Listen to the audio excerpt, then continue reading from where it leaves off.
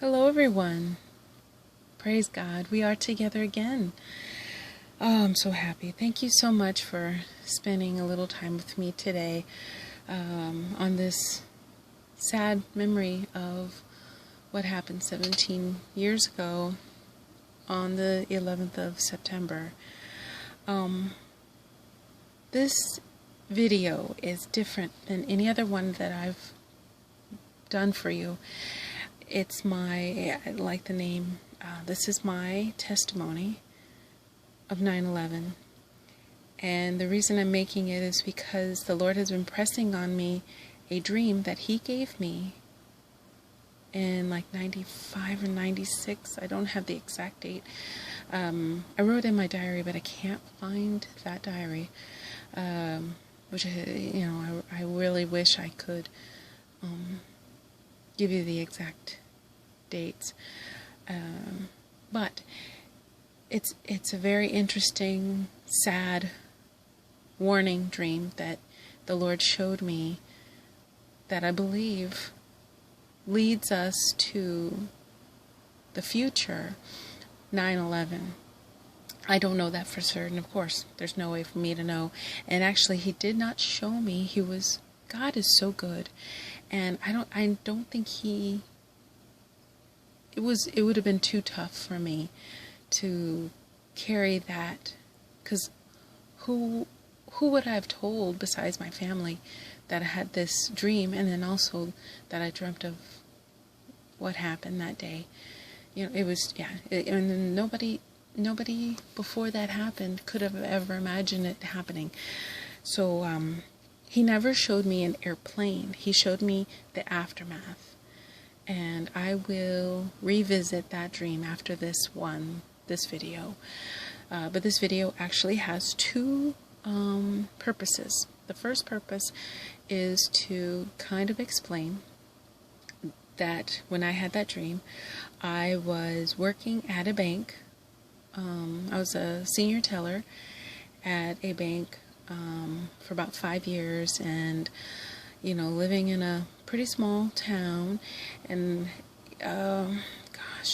just living my life. I was engaged, and just kind of going through my life at the time. I was very young. So when I got this dream from the Lord, I didn't know what to do with it. I didn't understand it, and I was actually told in my dream 4 horsemen, and I called my father instantly. He was actually out of town, and explained to him this dream, and then I told him I heard 4 horsemen, and he knew instantly and led me to go to his house and look at his Bible, the book of Revelations, and I read through it, and I couldn't believe it. God is so good. But this dream, I don't know if you've seen it, but it was the hardest, most vivid dream, and I can still see all the scenes in my mind. I'll share that. But anyway, the other part is I lost someone in 9/11, a friend. Didn't know him for very long, and we were just above co-workers, really, because I didn't see him every day and spend all my time around him like friends do, but he was friendly and kind, and I do consider him a friend, one, because he was nothing but kind to me every time I saw him, and anyone else.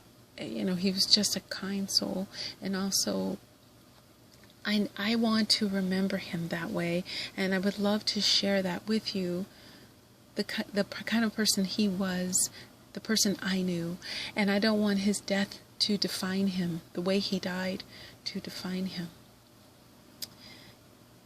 His name is Jason, and he was the captain on Flight 93 that they claim went down in Pennsylvania.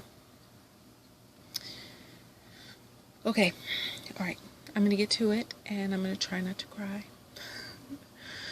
I apologize if I do. Okay, actually this part is good because it's my memories of Jason. Okay, So I worked for one of the airlines that was involved, obviously, and my department was in the training division, where the pilots come in and train on either the aircraft that they work on or moving to a new one. And Jason actually was a captain, and basically they pass or fail through him and the other captains. And he was just a kind person.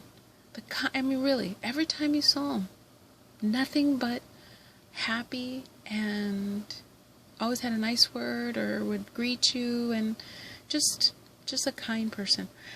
And they all wore blazers, and he wore this tweed jacket. And tweed is kind of itchy and warm, wool, heavy, and had these patches on the elbow, suede, camel-colored patches on his elbow. And every time I'd see him in that jacket, I would just kind of think in my mind, oh, we got to get you a blazer. You need a blazer. It's so hot. You're inside. You don't need a blazer, but, you don't need a tweed coat. You need something lighter, but, he loved it, and it was a nice coat, but it was just too warm.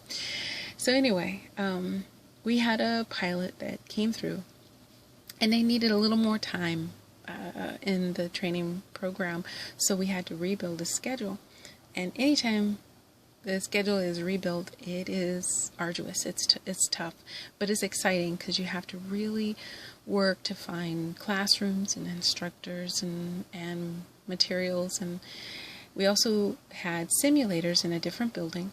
Those big rooms on hydraulics to give them the feeling of flying. And that's a part of the course. So I needed all of those resources for the pilot. And I got a phone call, and it's usually kind of, once this happens, everybody jumps in to help, and it's, we got to work together to figure this out. And it's, like I said, very exciting. So everyone's kind of working together to get all the resources we need for this pilot. And my phone rings, and it's Jason. And he's kind. He's like, greeting me and saying hi. And he asked if he could schedule a simulator. And of course, I'm thinking, heck no, I might need it, and I can't. But I'm trying to be kind and also expedient, quick on the call, so I can get back to work. And I said, oh, I'm sorry, I just have a pilot that has a need, and I'm not sure what days and what times that I need to build his classes. Is there any way possible you can call back and I can, go through the whole thing? Well, I think I kind of said it quickly, and I think I was, maybe not as paying much attention, giving him my full attention, because I could feel it, that anxious. And he's like, oh yeah, not a problem. I remember he was so kind. He was like, oh, don't worry about it. And I said, okay. All right, well, give us a call or come by, maybe in a day or two. We should have all this worked out. And then that way, we won't have to reschedule and take your sim time for him, going forward. And he said, yeah, I understand. And we got off the phone, and I remember the second I hung up the phone, I kind of like, oh, he's the nicest person, and you could have been a little nicer, a little more courteous. And I just kind of beat myself up, but I had to focus on the schedule. Well, a few days passed, maybe more than a few, and he came in, and of course, the tweed jacket. And I do the same thing in my mind. Oh, the tweed jacket. Gotta get you a new one. Well, he came over to the desk, and I remembered, oh yeah, the sim. And I said, oh, the sim. And I grabbed the book, and I said, oh, I'm so sorry. I was kicking myself about how rude I was, and blah, blah, blah. And he said, he kind of let me off the hook, and he's like, don't worry about it. Well, we found the time, and once we got the time, he said, I appreciate it, because I wanted to take my son for a sim ride. And I thought, oh, gosh, I'm the worst person on the planet. He's trying to be nice and share this awesome experience with his son. And I denied him, like, right off the bat. And I just, I'm kicking myself. And I thought, I told him, I said, that's so kind, and what a great, thing to do with your son, and he's going to love this experience. And so anyway, okay, so now that was probably the middle of August 2001, and we get to maybe closer to the end of August, and he comes in. And I'm surprised. I'm like, oh, okay, hi. And he's like, I'm here for my sim ride. And I was surprised because the simulators are in a different building, so I didn't know why he was in the office. And he said, do you mind meeting me at the back door of the office? And I'm like, why? Thinking in my mind, why? But I already was not accommodating or, helpful. I'm, like I said, I was kicking myself. So of course I can meet you at the back door, accommodating. Sure, whatever you need. I'm thinking, oh gosh, he's going to probably yell at me while we're out there. This is his moment, right? Well, I meet him, and I'm passing all the cubicles for all the other offices. And get to the back door, and when I open the door, I see a truck, a big one, big lifted truck, and dually or something maybe. And I'm looking like, why am I seeing a truck at the back door? And the bed was down. When I kind of focused and looked in the bed, it was a huge sandwich, like on a plank of wood, wrapped in cellophane, plastic wrap. And I'm like, my mind is like, why? I thought I was going to be yelled at. And now I'm seeing a sandwich. So, and then I look a little farther into the bed of the truck, and there's a big red cooler. Oh my goodness, why am I seeing a sandwich in a cooler? What is this? And the truck is so big, I hear the door close, and he comes around, and he's holding a platter of cookies and snacks, and I see his adorable little son holding another platter with maybe brownies, and I'm very confused. And he said, I brought your whole office lunch. And I'm like, what? He said, yeah, I got lunch for all of you. So why? I remember I was so confused, and he said, you all work so hard to help these pilots get through, and I just wanted to thank you. He did this out of the kindness out of his heart and out of pocket, and this is what he wanted to do, and I couldn't believe it. I thought, this amazing, kind person who threw me a bone and was kind to me, and now he's buying my whole office lunch. I was so proud of him and happy that he was my captain on my fleet, and it was just a wonderful moment. So we kind of paraded the sandwich through the office, and everyone kind of peeked out because, it was a 6-foot sandwich coming through, and a cooler. And I told everybody, I said, come eat. And of course, everybody has a plate, right, that they have at their desk. So everyone comes and takes a break, and we set everything up. And he said, I'll come back for the cooler after the sim ride. I said, oh, that's okay. That's great. And his son hands me a white piece of paper, and I look at it. It was a drawing that he made of an airplane flying in the sky, big one, like Wonder Woman's, clear, see-through airplane, and a pilot sticking his little head out the window, and I guess that must have been his dad, and in the clouds, I think over the mountains. But it was awesome, and he's like, this is a thank you, or thank you for the sim ride, letting him go in the sim ride. And it just melted my heart. So I taped it up, proudly for everyone to see. And he said, Jason said he'd be back for the cooler. And I guess maybe he did come back, but I think it was after my shift. So I went, the day ended. Now we were moving past, and that was the last time I saw him. And you would never have thought, no one would ever thought that would be the last time And I guess no one really does know when it's the last time you're going to see anyone. But, August ended. September came. 1st, 2nd, 3rd, days are the same. 4th, 5th, 6th, days are the same. We get to the 11th. And I'm working a morning shift early before the sun comes up. And the office is quiet at that time. And I'm doing my work. And I hear this quiet little voice on the other side say, "Did anyone hear that?" And we all kind of perked our ears up, and I didn't know what she was talking about. And she said, "The man on the radio said a plane hit something." I don't know if she said a building but she said there was a plane crash, and I just couldn't believe it. And we all are so emotionally involved with our pilots.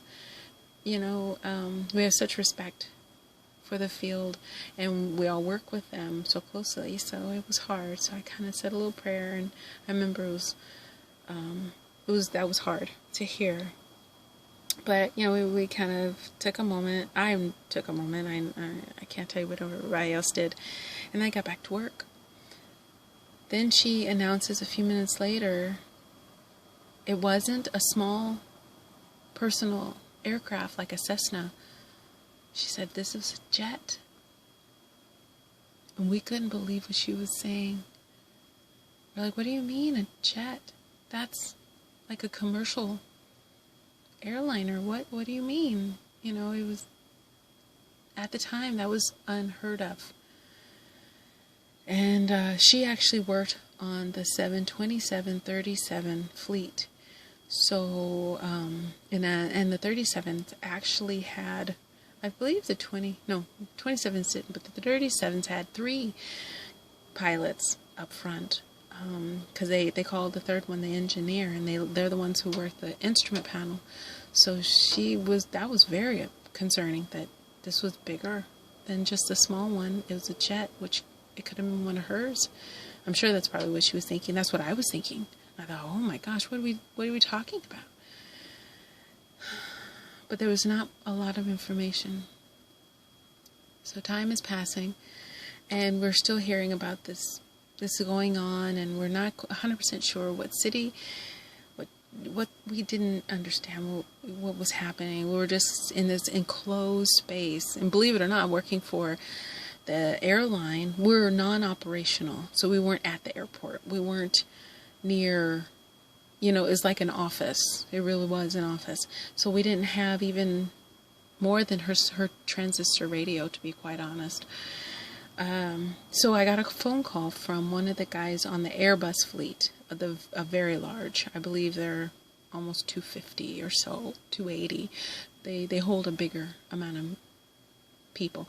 And he called and he says, "What's going on?" I said, "You probably know more than we do. We're capsulized in this office." And he was second shift. And I said, "Well, you're coming in later. Can you come in now and bring a television? Do you have a TV that you can bring?" He said yes. So he did. When he finally showed up, he plugged it in. And we couldn't believe what we were seeing. It was like the late night show. This was fiction. We couldn't understand. It was awful. And as we were watching, I remember it was probably 10 of us huddled around this television. We saw the second plane hit. And I didn't. Someone asked, is America under attack? Are we under attack? And newscasters are saying these things like,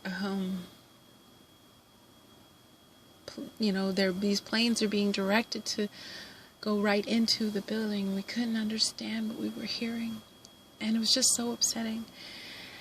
And I didn't know, because after I didn't know what type of aircraft, but I knew it was big. And after the 727-37s is my fleet, 57, 67. So I'm wondering, what are we talking about here?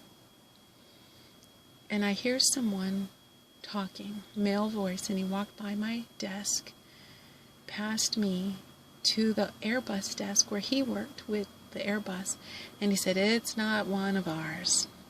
Like, so relieved. I remember his voice. "It's not one of ours.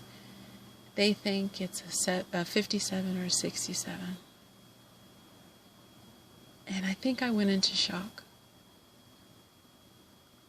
Like, and he didn't even stop to. I remember he sat down in the chair and he was talking to the ladies at his desk and casually, and he didn't even come over and talk to me, and I'm sitting at my desk alone, so all these thoughts are going through my mind, and I all we had was his television, and then we're hearing of the Pentagon, and we're hearing of something happened in Pennsylvania, but it's not clear, and so I turned to my desk, and I have a huge book, and it's all my guys, their personnel numbers. And something said, "Look up their schedule. Look them up." And I said, "Okay." So I started with A, and all my pilots with A, nothing. And I can't tell you the relief. I said, "All right, let's go to B. I don't know what I'm looking for. I don't know what I'm even doing, really, because this is all unheard of, right? This is all new." So then I go through B, and nothing. And I'm so grateful, thanking God. And I get to see, and I'm like, this is good. I'm feeling a little better, because I'm not seeing anything different than normal schedules. And then I got to D, and I was locked out. And my mind froze again. I'm like, why am I locked out? Like, I don't understand. So I clear the screen, I start over, and I'm locked out. And now the screen even shows a little difference. It says something like security something, and I'm locked out. I couldn't understand. And then I got this feeling, this awful, sinking feeling. He's involved. And they closed his schedule so no one could see his schedule. He's involved. I didn't know how. I didn't know. It was awful. That was the day that we lost him. Oh, gosh. So, going to his memorial service, there was no casket, because there was no remains. We all just sat in the church, looked at pictures. And his beautiful family. His wife was a retired flight attendant, and his beautiful children. But there was no casket. There was nothing, just photographs. And it was just the hardest thing, because he was the nicest person I have ever met. And all he did was go to work. He just reported into work. And now he's gone. So I want to share with you my friend Jason that we lost on that day. He was kind. He was compassionate. He was generous. And he was an attentive, loving father. And I'm sure an awesome husband. And my friend. So I don't define him by the day we lost him. but I celebrate the memory of him. Sorry. And I want to share him with you because I do believe one day I will be able to be reunited with him and see him again on that great day with all the other people that I've lost and we've lost. We'll be able to see them again, which could be very soon, and I hope it is because I haven't seen him in a long time. And I have to say, I wish I had that tweed coat. I wish I had it. Oh, anyway, okay. Thank you so much. Oh, sorry this got really long.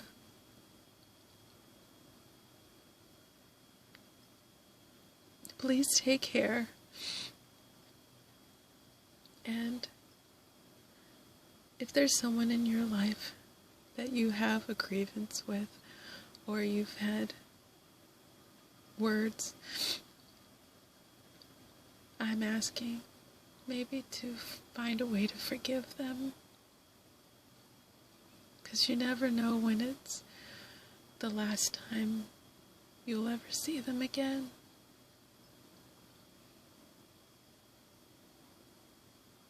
That's all I ask. God bless you all. Take care. And we'll talk again soon.